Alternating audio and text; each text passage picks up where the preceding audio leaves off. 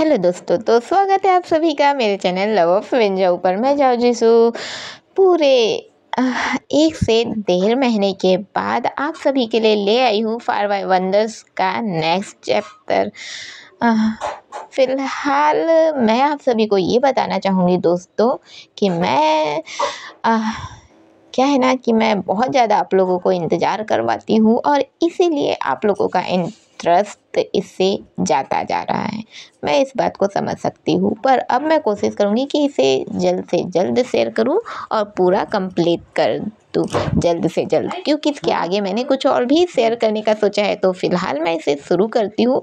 और शुरू करने से पहले दोस्तों, अगर आप लोगों का इंटरेस्ट अभी भी है तो देर किस बात की, अभी लाइक कर दीजिए, साथ ही एक प्यारा सा कमेंट भी कर दीजिए ताकि मुझे नेक्स्ट पार्ट अपलोड करने की एकदम ज़्यादा जल्दी रहे। तो देर किस बात की, अभी जाकर इसे लाइक भी कीजिए और अगर आप लोगों ने सब्सक्राइब नहीं किया तो प्लीज़ सब्सक्राइब भी कर दीजिए। फिलहाल मैं शुरू करती हूँ। ये भाई वेन को देख रहा था, उसका चेहरा ऐसे लग रहा था जैसे कि पूरा सिकुड़ गया हो। अभी ये भाई वेन को देखते हुए कहता है, ये तुम हो कौन? वेन गुस्से से मुस्कुराते हुए जवाब दिया, मुझसे पूछताछ करने से पहले तुम अपने बारे में क्यों नहीं बताते? क्या बिच्छू को अपने शिष्य को इस तरह से व्यवहार करना सिखाते हैं? झाऊ अभी भी वेन के सहारे से खड़ा था। वो कई बार सूखी खांसी खा चुका था। थोड़ी ही देर में उसके मुंह से खून की उल्टी होने लगी। ये देख के वेन का चेहरा काला पड़ गया। क्या तुम मूर्ख हो? तुमने उसे इस तरीके से हाथ क्यों लगाने दिया, जब तुम ये भी नहीं जानते कि वो है कौन? मैं तुम्हें आज तक के छू भी नहीं पाया हूँ। और ये बात हमारा वेन बाई की ओर देखता हुआ थोड़ा धीरे कह रहा था। ये बाई के साथ हुई कुछ जो थोड़ी देर पहले उन दोनों के बीच जो लड़ाई हो रही थी, उस कारण उसके कपड़े जो उलझ चुके थे, वो उस बीच में इतना ज़्यादा उलझा हुआ था कि वो वेन की कोई भी बातें नहीं सुन रहा था। और अब वो थोड़ा ध्यान देता है और वेन को घूर के देखने लगता है। ये बाई बोले, तुम्हारा कुंफू बुरा नहीं है। तुम किसके शिष्य हो और इस बच्चे से तुम्हारा क्या रिश्ता है? वेन को ये बाई के बात करने का तरीका बिल्कुल भी पसंद नहीं आ रहा था। उसे देखकर उसे चिड़चिड़ापन लग रहा था। वेन को अचानक से ही शक होने लगा। इससे पहले कि वो कुछ बोल पाता, तभी अपने झाऊ ने अपने मुंह के कोने का खून पोंछने के लिए अपने आस्तीन को उठाया और बोला, बिच्छू को आप चाहते क्या हैं? ये बाई ने बिना किसी परेशानी के जवाब दिया, मैं बस इतना देखना चाहता हूँ कि क्या तुम्हारी चोट अब ठीक हो सकती है। फिर थोड़ी देर रुकने के बाद उसने कहा, और मैंने कभी भी नहीं कहा कि मैं बिच्छू हूँ। खुद से कुछ भी फैसला मत लो। वेन के सिंह बिल्कुल भी हैरान नहीं हुए, क्योंकि वो पहले से जानते थे कि झाऊ जीसू को अंदरूनी चोट लगी है, पर वो दूसरे बात से हैरान हो गए थे। झाऊ जीसू ने ये बाई को बिच्छू समझ लिया था, और जबकि ये बाई ने इस बात से इनकार किया था। उसमें बिल्कुल भी सम्मान नहीं था। ये ऐसा लग रहा था जैसे कि बिच्छू उसका हम उम्र हो। वेन के सिंह ये बाई के चेहरे को देखने से खुद को नहीं रोक पाए। ये बाई ने झाऊ से कहा, छोटे बच्चे अक्सर ही अपने पूर्वजों के पैरों के निशान के जरिए चलते हैं। मैं जानता हूँ किन भाईजान ने अपने शिष्य को पढ़ाने में बहुत सारी गलतियाँ की हैं, लेकिन मैं तुम्हें सलाह देता हूँ, तुम इस आदमी से दूर रहो जिसे तुम ठीक से जानते भी नहीं हो। ये तुम्हारे लिए सबसे बुरी खबर है। वेन के सिंह को ऐसा फील हो रहा था कि ये आदमी जो सबसे ज़्यादा खाता है, जिसके पास इतना बड़ा पेट है, इस दुनिया में इसके अलावा उसका दुश्मन तो कोई और हो ही नहीं सकता है। वेन को बहुत गुस्सा आने लगा था और वो गुस्से से बोल पड़ा, क्या तुम जानते भी हो बूढ़े आदमी, तुम अपनी ये सोच ऐसे कैसे यहाँ डाल सकते हो? क्या तुम्हें सोलमेंट्स के बारे में कुछ पता भी है? तुम हर समस्या में अपनी नाक क्यों घुसा देते हो? तुम कहना क्या चाहते हो? आखिर हम क्या करें? ये भाई धीरे से बोले, क्या तुम मरने की कोशिश कर रहे हो बदमाश? और वो ऐसा बोलते ही सीधे हमला कर दिया। झाऊ में इतनी हिम्मत नहीं थी कि वो वहाँ पर टिक पाए, इसलिए वो धीरे से साइड हो गया और पास में ही एक चट्टान के ऊपर बैठ गया और इन लोग की लड़ाई देखने लगे।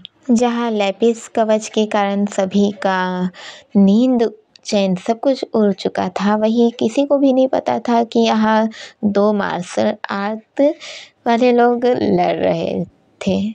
यहाँ जब हमारा झाऊ दूर से दोनों की लड़ाई देख रहा था तो झाऊ को वेन के लड़ने के तरीके में, उसके मार्शल आर्ट में कहीं न कहीं वेन रुयू दिख रहे थे।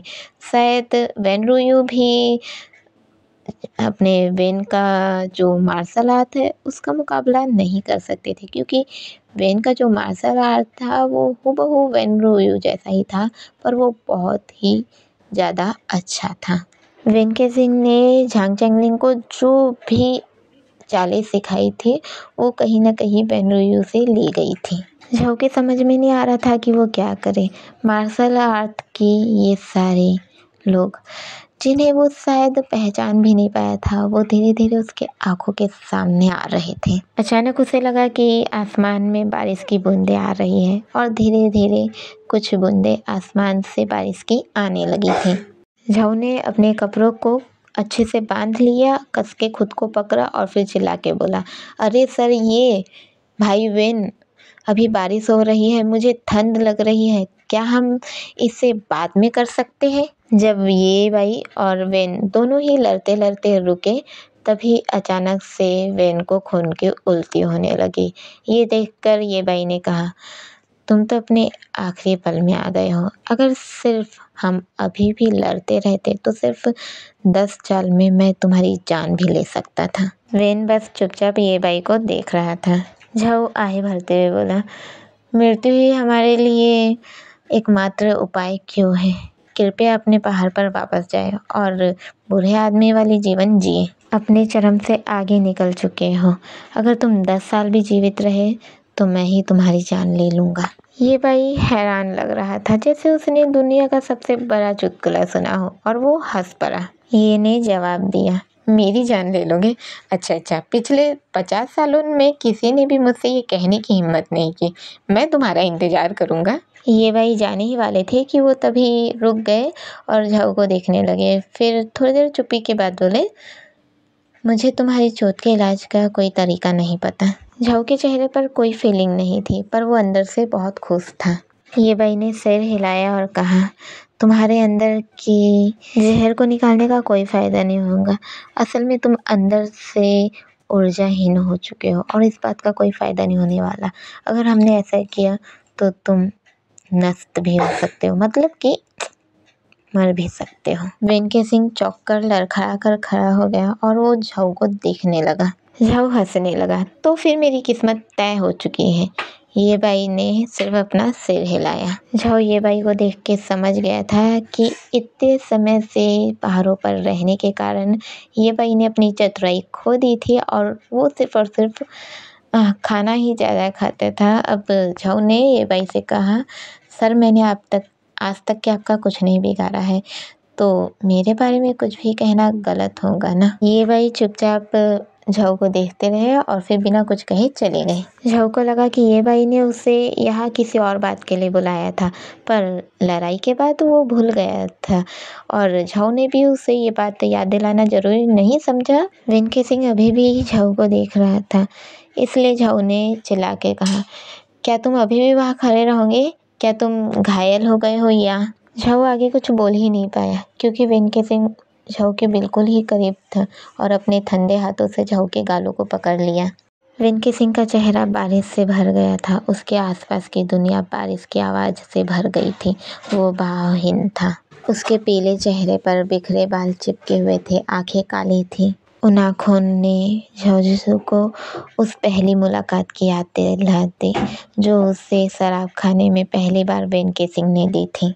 वेन केसिंग ने बात शुरू की, जब मैं छोटा था तो माँ ने मुझे पढ़ने के लिए मजबूर किया और पिताजी ने लड़ने के दूसरे तरीके सीखने के लिए मजबूर किया। हमारे दूसरे गांव में बच्चों को खेलने की अनुमति थी और मुझे नहीं थी।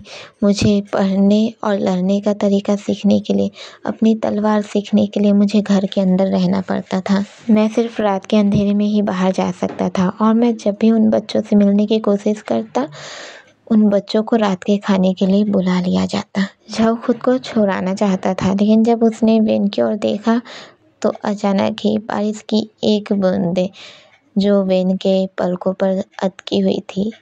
जैसे ही वेन ने अपनी पलकें झपकाई, वो उसके गालों पर आ पड़ी, जिससे झाऊ को ये लग रहा था कि कहीं ना कहीं वेन रो रहा है। मैं उस समय अपने माता पिता से बहुत नफरत करता था, इसलिए मैं उदास रहता था। पिताजी ने कहा, अगर मैं तलवारबाजी सीखने के लिए अपने बड़े होने का इंतज़ार करता हूँ तो बहुत देर हो जाएंगी।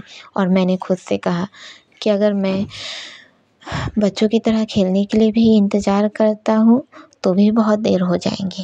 वेन थोड़ी देर रुका रहा और फिर झाऊ को उसने गले से लगा लिया। झाऊ ने आहें भरी। वेन केसिंग ऐसा अकेला इंसान नहीं था जिसने उस कड़वाहट को झेला था। वेन थोड़ी देर में ही झाऊ से दूर हो गया और बोला, क्या आपकी चोट का इलाज नहीं हो सकता? झाऊ मुस्कुराने लगा। वेन चुप हो गया और फिर थोड़ी देर के बाद बोला, कितने साल बचे हैं तुम्हारे पास? झाऊ ने हिसाब लगाया और बोला, 2 से 3 साल। वेन अचानक ही हंस पड़ा। झाऊ को लगा कि उसके रवैये में कुछ तो गड़बड़ है। झाऊ ने कहा, तुम ठीक हो? वेन केसिंग ने अपना सिर हिलाया, कदम दर कदम पीछे हटते हुए बोला, मैं अपनी पूरी ज़िंदगी में कभी भी अपने तरीके से मौज मस्ती नहीं कर पाया। मैं जब बड़ा हुआ तो मैं अपने माता पिता के पास पढ़ना चाहता था, पर अब वो वहाँ नहीं थे। तुम बताओ, तुम्हें क्या लगता है, क्या मैं भाग्यशाली हूँ? वेन ने मुस्कुराना बंद किया और वहाँ से चला गया। पीछे झाऊ जिसू जो कि उलझन में वही खड़ा रह गया। मैं कितना भाग्यशाली हूँ कि मैं सचमुच तुम्हारे प्यार में नहीं पड़ा। हम गुशियांग को देखते हैं, जिसने अभी अभी अपना छाता खोला था।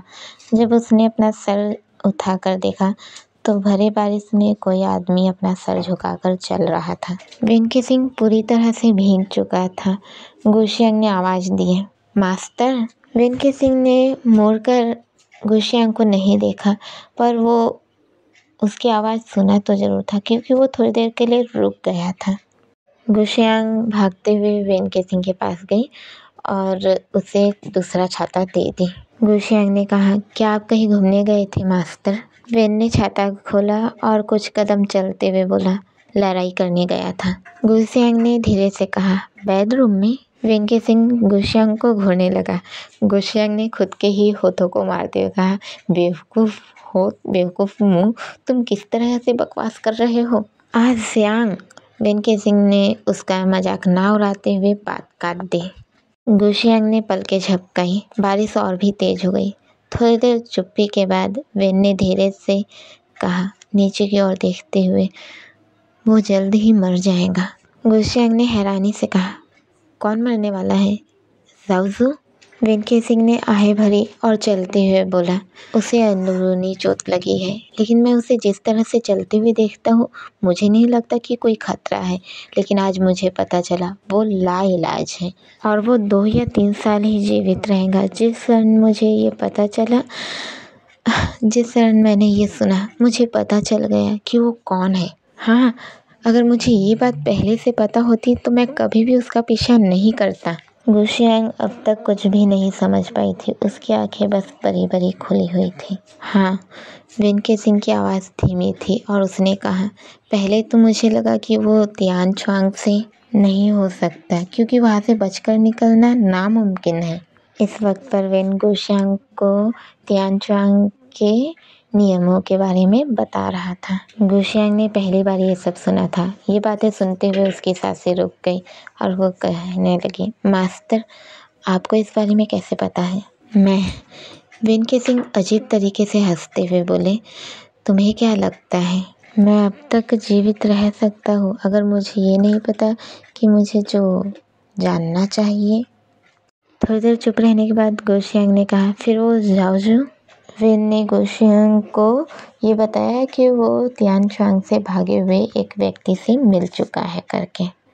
वेन केसिंग बहुत तेज चलने लगा था। अब गुशियांग अपने छोटे कदमों से दौड़ने की कोशिश की, पर वो फिर दोनों के बीच की खामोशी को तोड़ते बोली, मास्टर, क्या आपका दिल टूट गया है? वेन केसिंग ने पीछे बिना देखे ही जवाब दिया, मेरा दिल किस बात पर टूटना चाहिए? वेन ने कहा, मुझे लगा था कि मुझे ऐसा कोई मिल गया है जिससे मैं जुड़ सकता हूँ। गुशियांग, मेरा पीछा करना बंद करो। पलक झपकते ही वेन केसिंग गुशियांग से बहुत दूर आ चुका था। गुशियांग ने उदासी से कहा, क्या मास्टर, क्या मैंने आपको फिर से नाराज कर दिया? वेनके सिंह पहले ही बारिश में घूम चुका था और उसकी आवाज़ बस सुनाई दे रही थी, तुम बहुत ज़्यादा बोलती हो।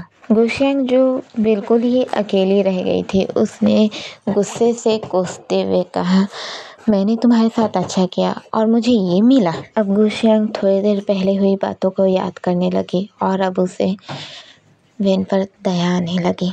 किसी ऐसे इंसान को ढूंढना जिससे आप जुड़ सके, पर किसी ऐसे इंसान से जुड़ जाना जो सिर्फ कुछ ही सालों तक टिमटिमाता हुआ दिया हो और फिर वो बुझ जाए, इसका क्या मतलब था? उस रात वेनके सिंह कहाँ गया ये कोई नहीं जानता था। सिन मॉर्निंग में शिफ्ट होता है। सुबह सुबह किसी ने दरवाजे को खटखटाया, जाओ जीशु के। जैसे ही जाओ जीशु ने दरवाज़ा खोला, वो लगभग काविनिंग से टकरा ही गया। अभी उसे खींचते हुए कहा गया, तुम अपने कमरे में ऐसे शांत कैसे रह सकते हो जबकि तुम्हारे शिष्य की जान जाने ही वाली है? कौन? झाओ हैरान था, कहीं झांग चैंगलिंग तो नहीं? अब क्या हुआ, हमेशा वही क्यों होता है? काविनिंग ने आहे भरते हुए कहा, मुझे लगता है ये साल उसके लिए अच्छा नहीं है।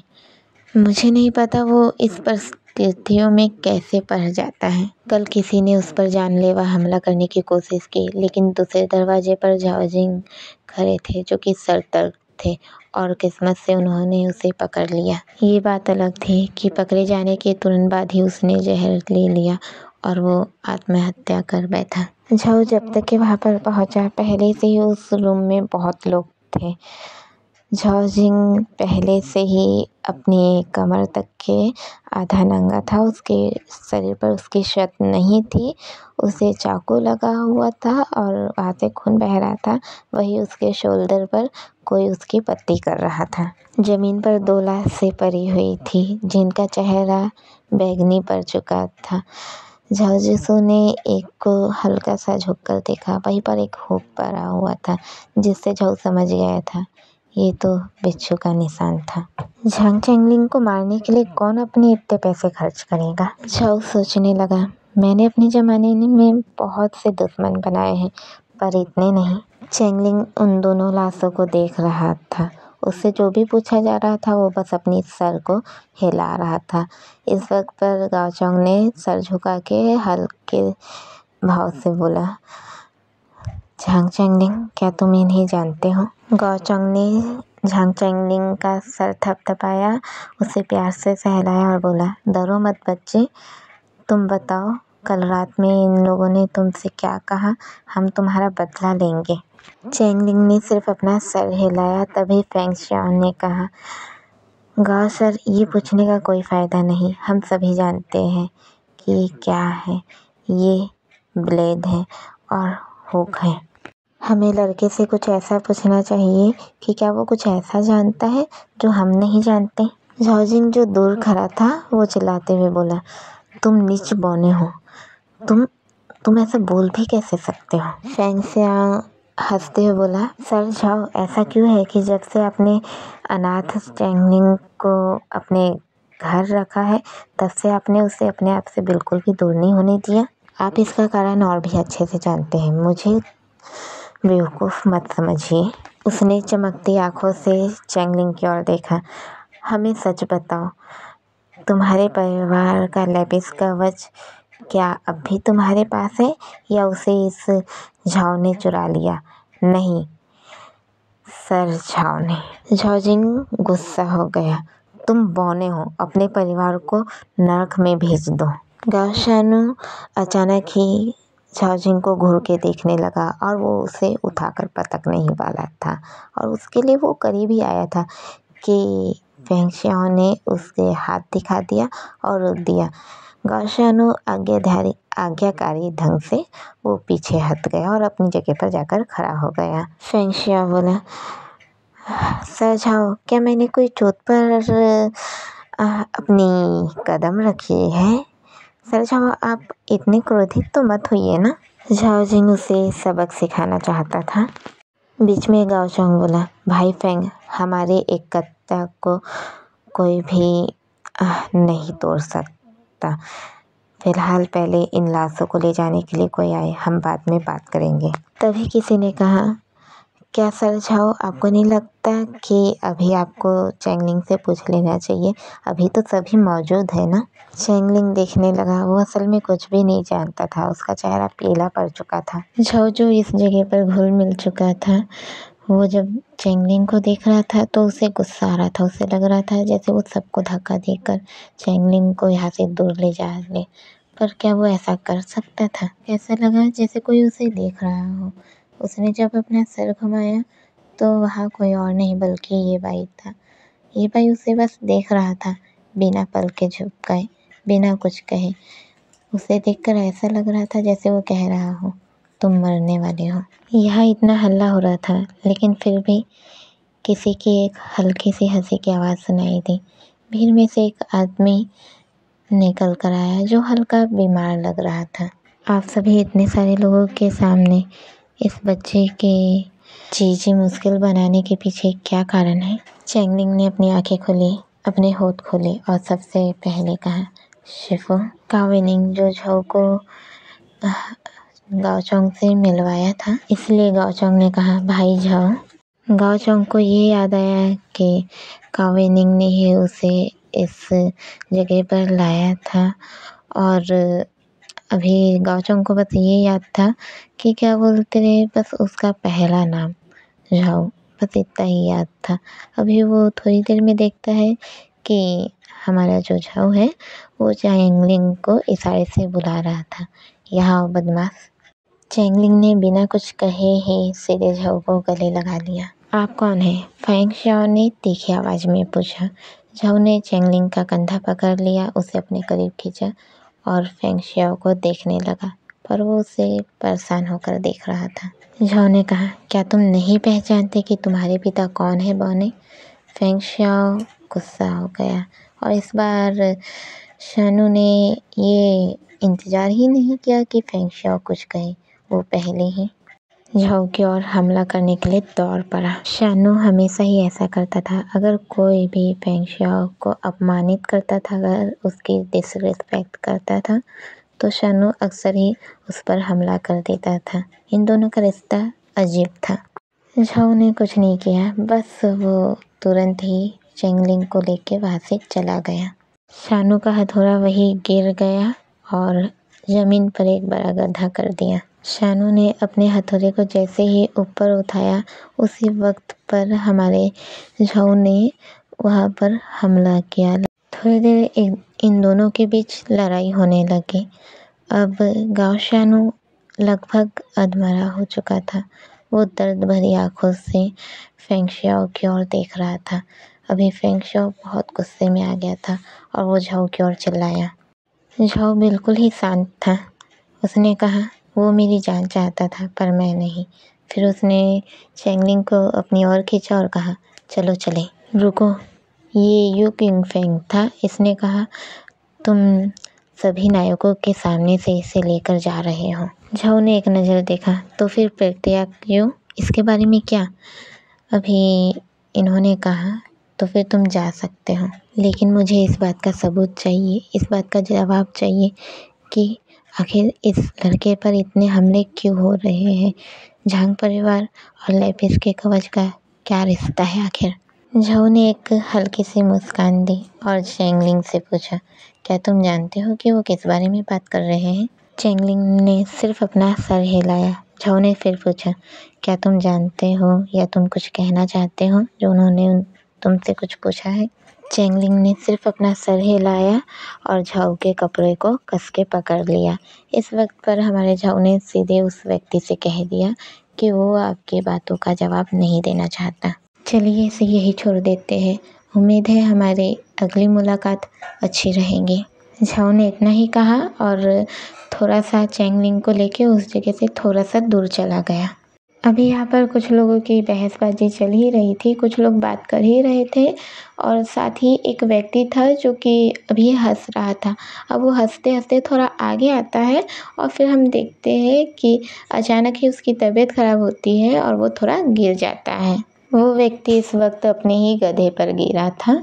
झाओ ने इन सब चीज़ों के बावजूद भी चेंगलिंग के हाथ को बिल्कुल भी नहीं छोड़ा था।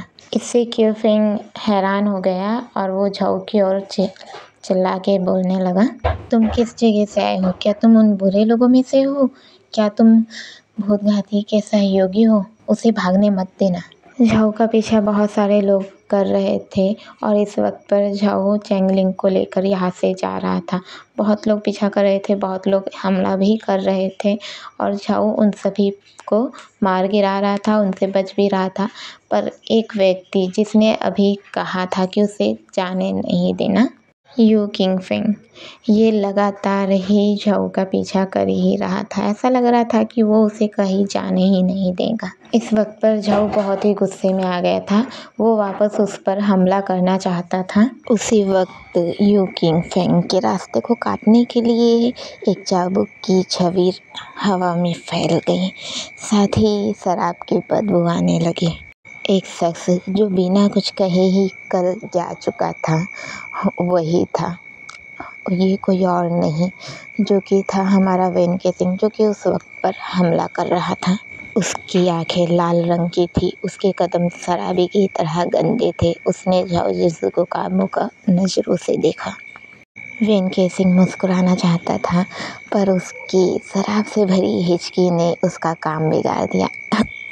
आंसू, तुम आगे बढ़ो, मैं तुम्हारे लिए इन्हें रोकूंगा। इससे पहले कि वो बात ख़त्म कर पाता, वो लड़खड़ा गया। जब वेन लड़खड़ाया उसी वक्त पर उसके पास से एक चाबुक निकला जो कि यू किंगफिंग पर लपेटा गया। वेन केसिंग ने अपनी आंखें रगड़ी और उसके पास जाकर कहने लगा, अरे ये 2 सिर है, तुम भी ज़्यादा पीते हो तो तुम ज़मीन पर क्या कर रहे हो? वो ये देखकर अपना सर हिलाने लगा और उसे समझ में आ गया था कि वो आसान और वेन के बीच अच्छा खासा झगड़ा हो सकता है। वो चेंगलिंग को लेकर यहाँ से भाग गया। साथ ही उसने 2 घोड़े भी ले लिए थे जो कि उसने पहले से ही समय के लिए छुपा कर रखे थे। चेंगलिंग घुड़सवारी में अच्छा नहीं था, वो आगे पीछे होता रहा। ये देखकर झाओ ने आहें भरी, उसे रुकवाया और इन लोग अभी बहुत दूर आ चुके थे और सामने ही एक आंगन था जो कि खाली था। अभी झाओ ने चेंगलिंग को वहीं लेके गया और वहीं पर थोड़ी देर के लिए आराम करने को कहा। चेंगलिंग आराम ही कर रहा था कि अचानक से ऐसी आवाज़ आई कि जैसे इस आंगन में कोई आया हो। चेंगलिंग हड़बड़ा के उठ गया कि आखिर कौन आया है। ये कोई और नहीं बल्कि वेन केसिंग था। चेंगलिंग वेन को देखकर समझ गया कि वो नशे में है, क्योंकि हमारे वेन भैया जो कि इधर से उधर जा रहे थे, अपना सर चारों ओर घुमा रहे थे।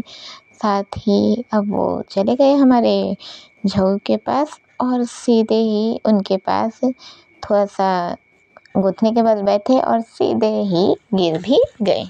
झाओ ने जल्दी से वेन का चेहरा उठाया और देखा कि उसके चेहरे पर कोई चोट का निशान नहीं था, बल्कि वेन तो उसे देखकर मुस्कुरा रहा था। वेन ने 2 हाथों से झाओ के पैरों को पकड़ा और लुढ़कते हुए एक तरफ सीधे गिर ही गया। वेन झाओ के पैरों को या तो तकिए की तरह या तो किसी चादर की तरह इस्तेमाल कर रहा था। इस वक्त पर झाओ बोल पड़ा, क्या तुम शराब के जग में गिर गए थे? कल रात मुझे एक वाइन सेलर मिला। मैं उसमें एक रात भिगो एक जार पी गया।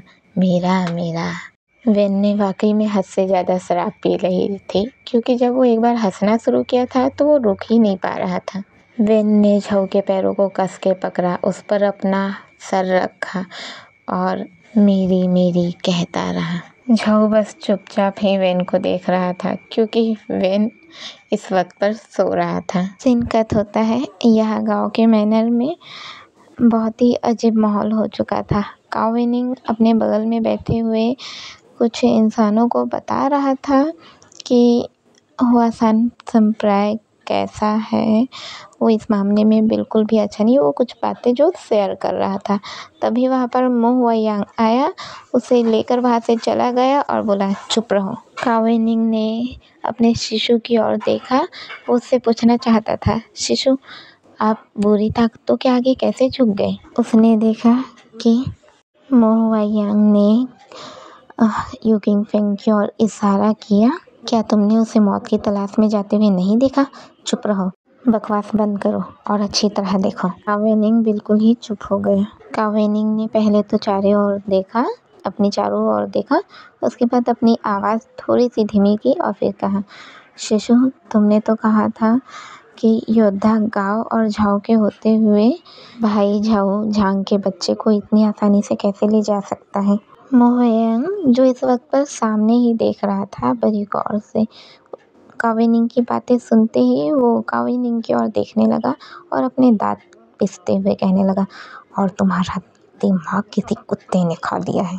कावेनिंग को इतनी बुरी तरह से डांटा जा रहा था, पर फिर भी वो पूरे ईमानदारी से अपने शिशु के जो संदेह है उसे दूर करने का इंतजार कर रहा था। पर कावेनिंग जैसा चाहता था ऐसा कुछ भी नहीं हुआ। मोहयांग ने अपना चेहरा दूसरी ओर कर दिया और कावेनिंग पर ध्यान ही नहीं दिया। कावेनिंग को ये समझने में टाइम लगा कि ऐसा क्यों हो रहा था। उसका दिमाग वाकई में खा लिया गया था और अब उसने चुपचाप रहना ही सही समझा। इसी बीच एक सिउमिंग नाम से एक व्यक्ति आया और साथ ही उसके पीछे एक दुबला पतला आदमी आया। गाओचोंग और झाओजिंग ये देख के हैरान थे।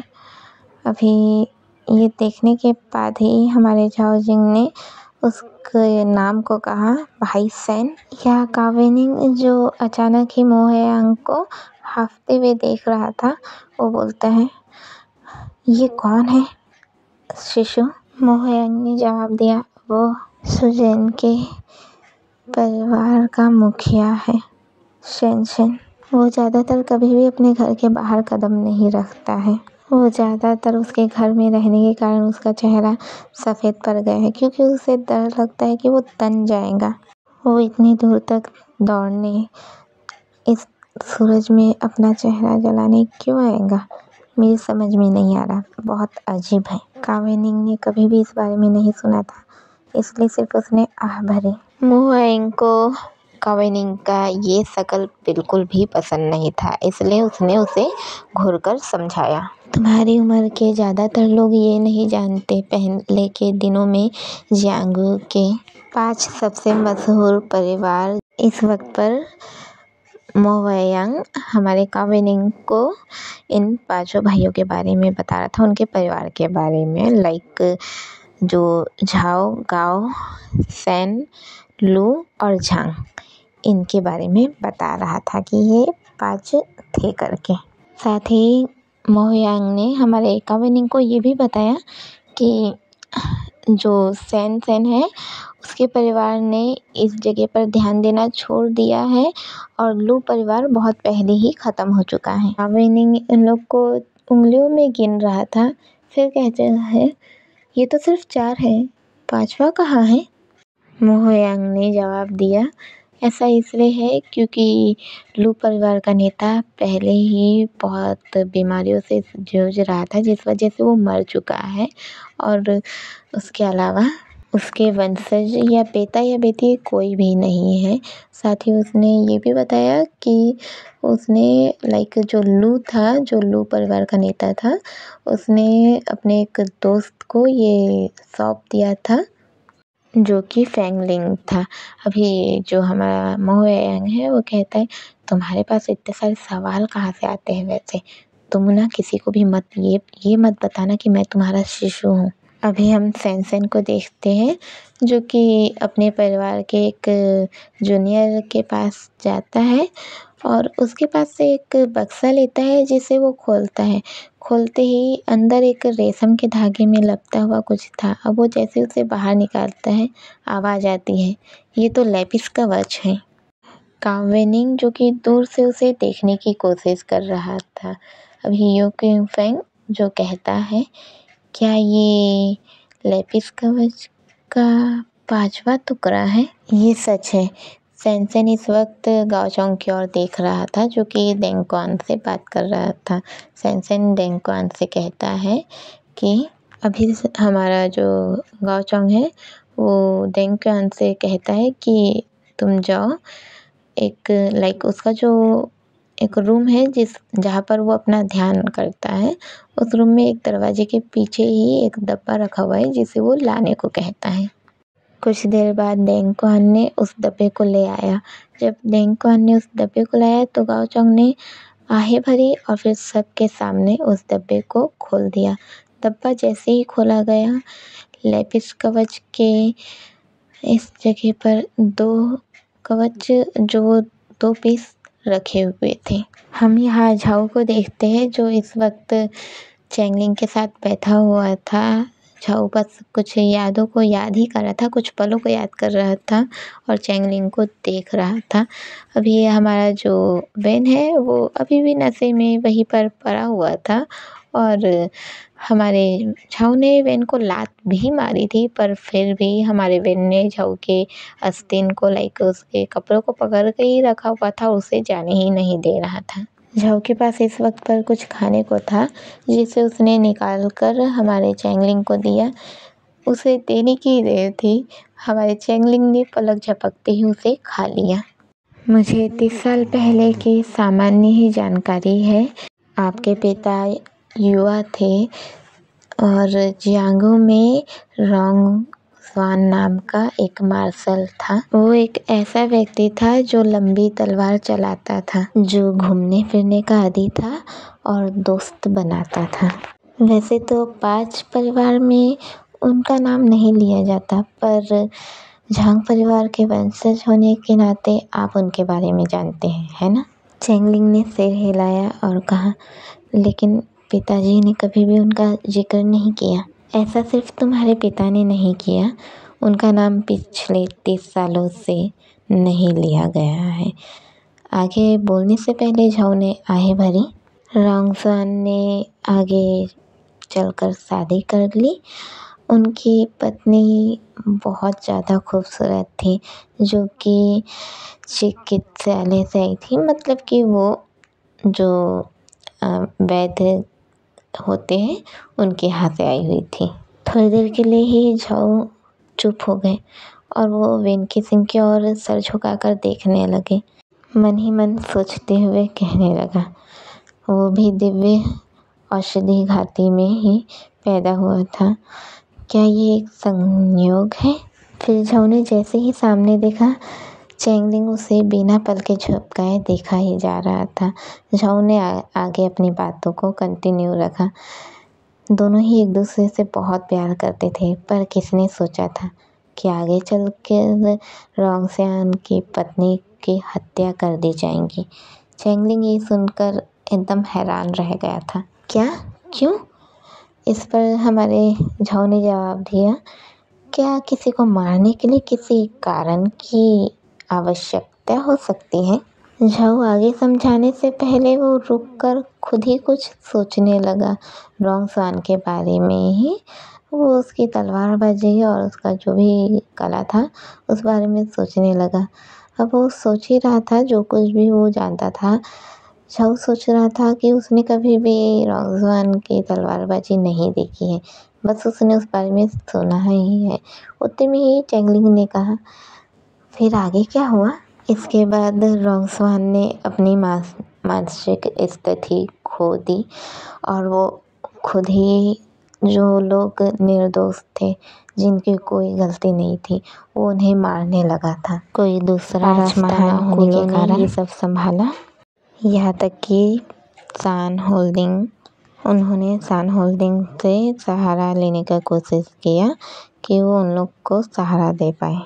और फिर इन सब के बाद रोंगस्वान फेंगया माउंटेन भाग गया और ये जो 5 महान कुल वाले लोग थे, इन लोग का जो शिकार करना चाहते थे, उन लोग के साथ एक बहुत बड़ा झगड़ा शुरू हो गया था।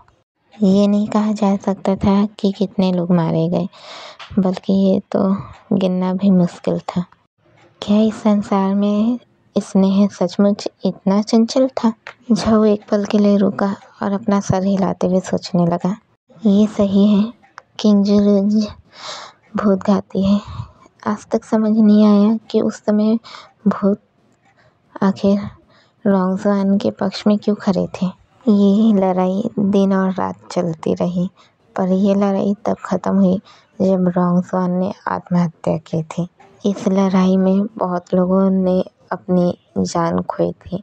कुछ लोग ने अपने हाथ पैर भी खो दिए थे। इस लड़ाई से 5 नायकों को भी बहुत नुकसान हुआ था, जिससे वो लोग अब तक उबर नहीं पाए थे। इस बीच बोधघाती ने फैसला लिया था कि जो लोग अंदर गए हैं वो बाहर नहीं जाने वाले, और इससे 30 साल शांति मिली थी। इतना कह के झाऊ शांत हो गया। उसने सिर्फ इस बारे में सुना था और उसमें उसने कुछ भी अपनी तरफ से कुछ भी ऐड नहीं किया था। झाऊ को शक था कि लेपिस कवच फेंगिया पर्वत पर लड़ाई के दिन का अवशेष था। सीन शिफ्ट होता है शाम के समय पर, जब झाऊ आखिरकार हमारे वेन केसिंग से खुद के कपड़े को छुड़ाने में कामयाब हो चुका था। फिर वो थोड़ा बाहर गया, वहाँ से कुछ खाने के लिए लाया कुछ जानवरों को, जिन्हें वो भूंजकर खा रहा था। झाऊ ने सोचा चाहे वो कहीं भी जाए, इतनी छोटी सी चीज़ साथ लाना बोझिल है। लेकिन झाऊ चैंगलिंग को मजबूर नहीं करना चाहता था। वो बस उसे सोचने का मौका देना चाहता था कि उसे कौन सा रास्ता चुनना चाहिए। वेन केसिंग जो इतने नशे में था कि वो अब तक उठ भी नहीं पाया था। झाऊ जो थक चुका था वो एक साइड ही लेट गया, थोड़ा झुककर आराम करने लगा। कुछ देर के बाद अचानक उसे होश आया। उसे महसूस होने लगा कि एक हाथ जो उसके कपड़े को छू रहा है, उसके कपड़े के बटन धीरे धीरे खोलने की कोशिश कर रहा है। झाऊ ने तुरंत ही उस कलाई को पकड़ लिया और अपनी आंखें खोल दी। वेन केसिंग जो अभी भी नशे में था, उसे कोई हैरानी नहीं हुई कि उसे पकड़ लिया गया है। वेन बस अंधेरे में झाऊ को देखकर मुस्कुरा रहा था और फिर अपनी बात कहने लगा। मैं बस ये देखना चाहता था कि वो किले कैसी दिखती है, ना कि तुम्हें छूना चाहता था और ना ही जानबूझकर कोई भी गलत हरकत करना चाहता था। इस समय पर झाऊ ने वेन की कलाई को पकड़ के रखा हुआ था, दूसरा हाथ जो उसका ज़मीन पर लगा हुआ था।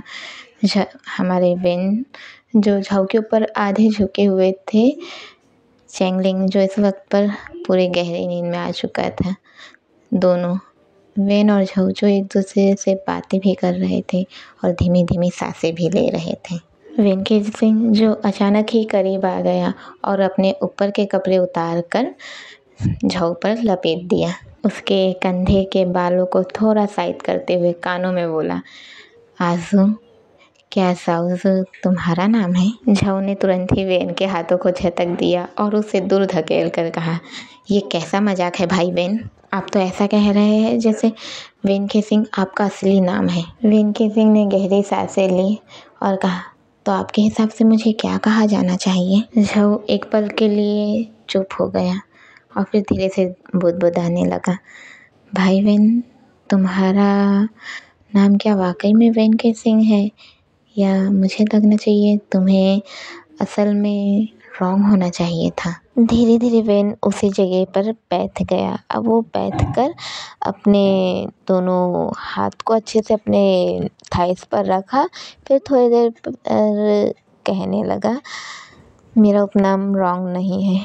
मैं बस इस बात से दुखी हूँ कि मैं अपने जीवन में कभी भी उस उपनाम रॉन्ग से नहीं मिला हूँ, और अगर मैं कभी भी उनसे मिलूँगा तो मैं मार डालूँगा। झाऊ के चेहरे पर कोई हैरानी नहीं थी। वो ये सुनकर चुप हो गया। फिर उसकी आवाज़ थोड़ी सी धीमी हो गई, ओह, मुझे लगता है कि मैंने गलत अनुमान लगाया है। फिर मैंने सोचा कि भूतघाती का वर्तमान स्वामी रोंग का वंशज हो सकता है। चैंगलिंग जो सो चुका था।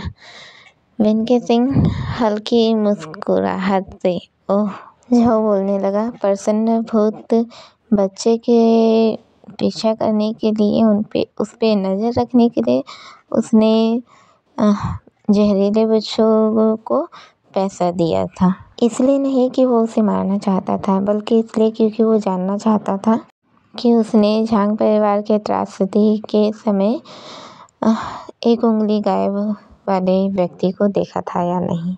मुझे जो पता है उसके अनुसार फांसी पर लटके भूत जू फेंग की एक उंगली गायब है, लेकिन हम जब से उस मंदिर में उन लोगों से मिले थे, मुझे पता है कि झांग परिवार में भूतघाती के द्वारा उस परिवार पे हमला नहीं किया गया था। वेनके सिंह पूछने लगा, आपको ये कैसे पता चला? झाऊ हल्के से हंसा, मैं उस बच्चे को ताइहू सुरक्षित लेकर गया था। उसके सभी अंग 1,00,000 भूतों के जाल से बाहर निकले। अगर मेरी क्षमता इतनी महान होती तो मैं कब का सालों पहले ही मुक्केबाजों की दुनिया में राज कर चुका होता। वेनके सिंह झाऊ को गुस्से से देखने लगा और बोला, आपको इतना भी विनम्र होने की जरूरत नहीं है। फिर झाऊ ने कहा, लेकिन खुशबूत बच्चे का इतनी बुरी तरह से पीछा क्यों कर रहा है? मुझे लगता है कि इसका यही कारण होना चाहिए कि चाहे झांग परिवार से किसी ने भी ये कार्य किया हो, बांस की चोटी से एक शख्स जरूर ऐसा होगा जिसने घाटी को अपने कब्जे में ले लिया और खुद ही इसमें शामिल हो गया। और हैप्पी घोस्ट को शक हुआ, या मुझे ये कहना चाहिए कि वो ये शक करवाना चाहता था कि ये व्यक्ति फांसी पर लटका हुआ भूत है। वेन ने अपना सिर हिलाया। वास्तव में हम दोनों ने जियांगन से ताइहू फिर दांगटिंग तक उनका पीछा किया। मैंने उस गुफा में उस छोटे भूत को भी मार डाला क्योंकि मैं अपनी पहचान उजागर नहीं करना चाहता था। क्या मैं सही हूँ? झाऊ ने कहा, यह अनुमान लगाना मुश्किल है वेन। अगर आप पूरे जियांगन पर नज़र डालें, ऐसे बहुत से लोग हैं जिनकी भूस्ती का अनुमान नहीं लगा सकता। वेन थोड़ी देर तो चुप रहा, फिर हंसते हुए कहने लगा, आप बहुत कुछ जानते हैं लॉर्ड झाऊ। झाऊ हंसने लगा, मैं अब एक नागरिक से और कुछ भी नहीं हूँ। घाटी मास्टर बहुत विनम्र है। जब वेनके सिंह ने 7 किलो के 3 नाखूनों का नाम दिया था, तब झाऊ को पता था कि वेनके सिंह ने झाऊ के उसके बारे का मतलब जो वो क्या है असल में करके उस बारे में अनुमान लगा लिया था। दोनों चुप होके बस एक दूसरे को देख ही रहे थे। चैंगलिंग जो एक साइड आराम से सो ही रहा था। झाऊ ने चैंगलिंग की ओर देखा, फिर अपनी आवाज़ को और भी कम करके कहने लगा, क्या भूत मास्टर इस बच्चे का पीछा इसलिए नहीं कर रहा है क्योंकि आपको लगता है कि वह कुछ जानता है, जैसे कि नियम किसने तोड़ा और घाटी छोड़ दी और इसके बाद उसे खोजता रहा? वेनके सिंह मुस्कुराते हुए जवाब में पूछने लगा, आपको कैसे पता कि मैं जिसे खोज रहा हूँ वो वही है? झाऊ हंसते हुए बोलने लगा, अगर आप उसका पीछा नहीं कर रहे हैं तो आप मेरा भी पीछा नहीं कर सकते, है ना? फिर भी वेनके सिंह सिर्फ मुस्कुरा रहा था। वेनके सिंह की मुस्कुराने के तरीके को, उसके जो हरकत थी, उसे देख के ये पता चलता था कि जैसे एक प्रेमी बस अपने प्रेमी को प्यार से देख रहा हो। फिर कुछ देर के बाद वेन ने कहा, क्या आपको नहीं लगता कि हम एक दूसरे के लिए बेहतर जोड़ी बन रहे हैं? झाऊ ने कहा, बिल्कुल नहीं।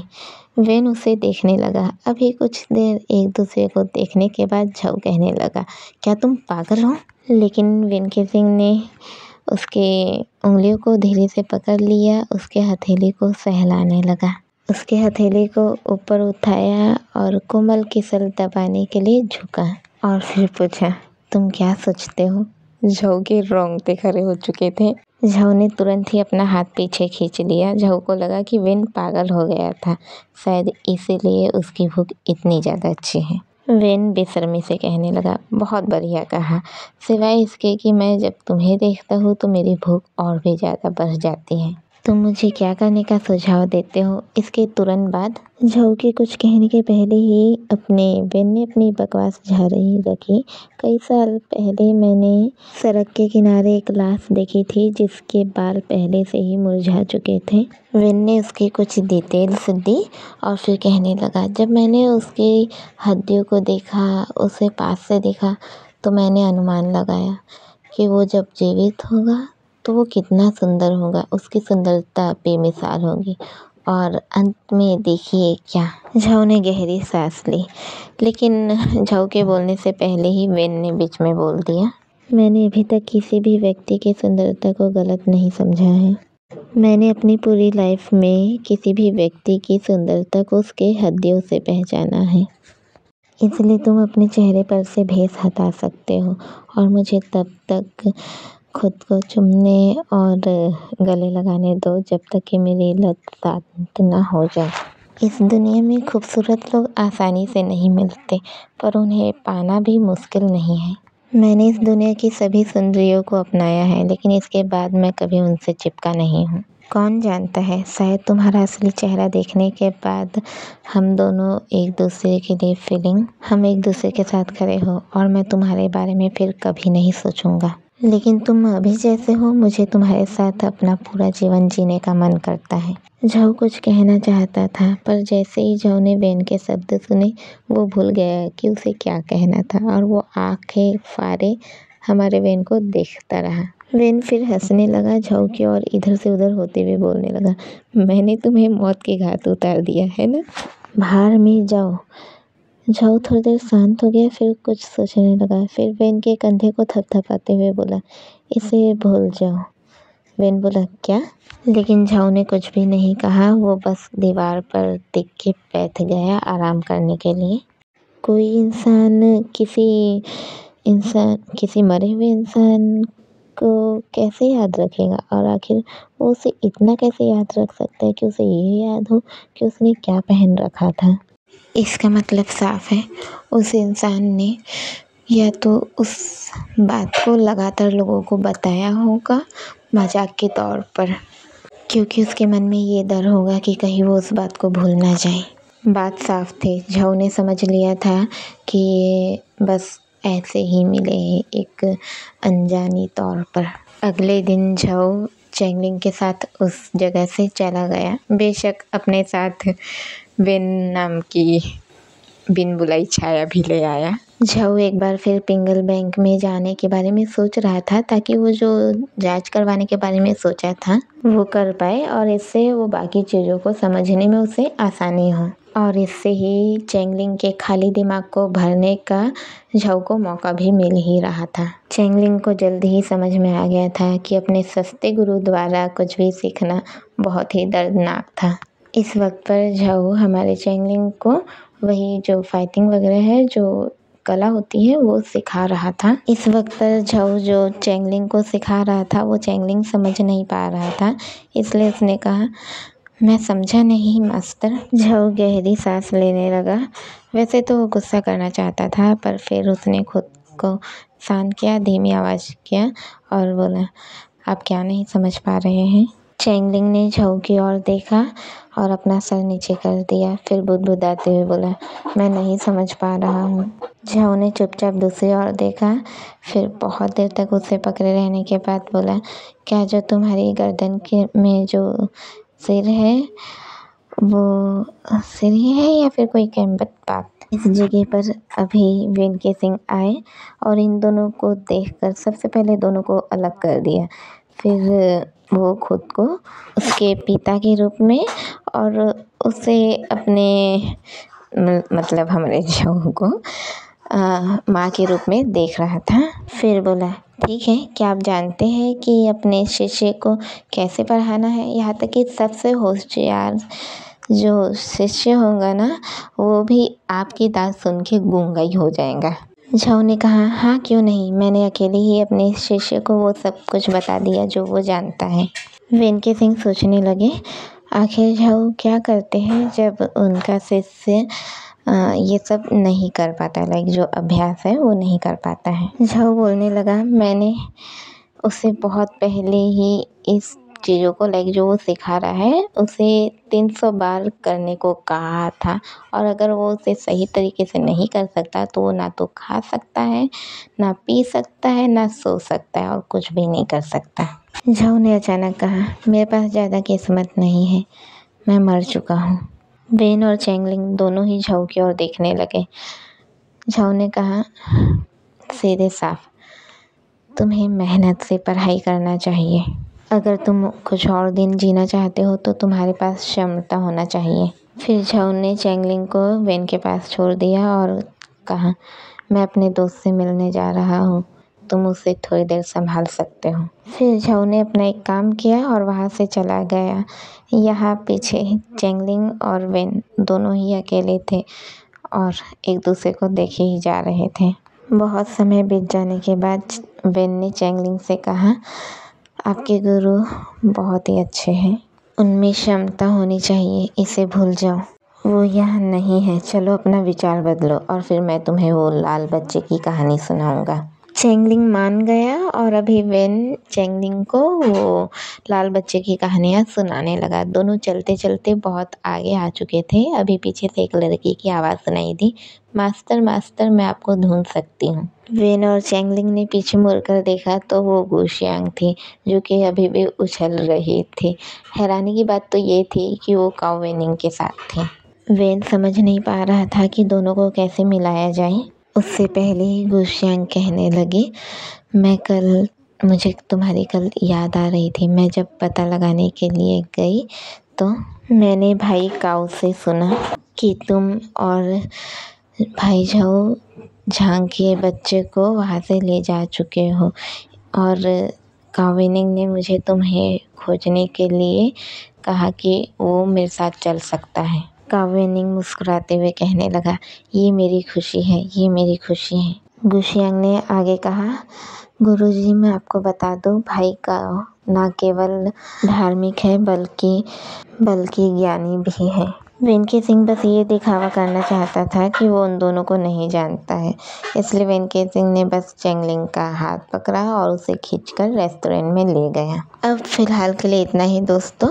मैं कोशिश करूँगी क्या, मैं हर बार ऐसे ही कहती हूँ। और देखिए मैंने आप सभी को लगभग 1.5 से 2 महीने इंतज़ार करवा ही दिया है। खैर मैंने फ़िलहाल अभी 29 से 33 तक चैप्टर कवर कर लिया है। उम्मीद है मैं आगे भी कर ही लूँगी जल्द से जल्द, अगर आप लोग ऐसे ही मेरे साथ बने रहेंगे तो।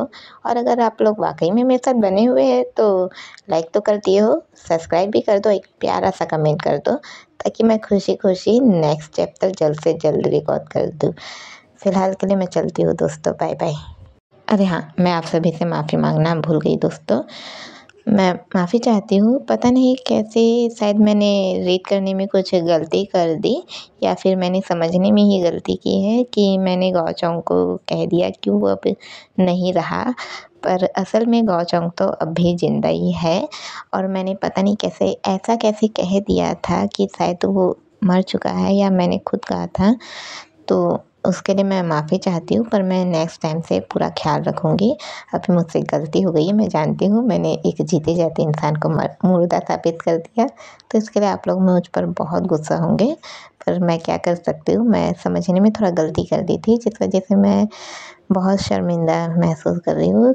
खैर आप सभी अब मेरे अच्छे दोस्त हैं, तो प्लीज़ समझ जाइए और प्लीज़ मुझे माफ़ कर दीजिए। फ़िलहाल मैं चलती हूँ अब, पक्का वाला बाय।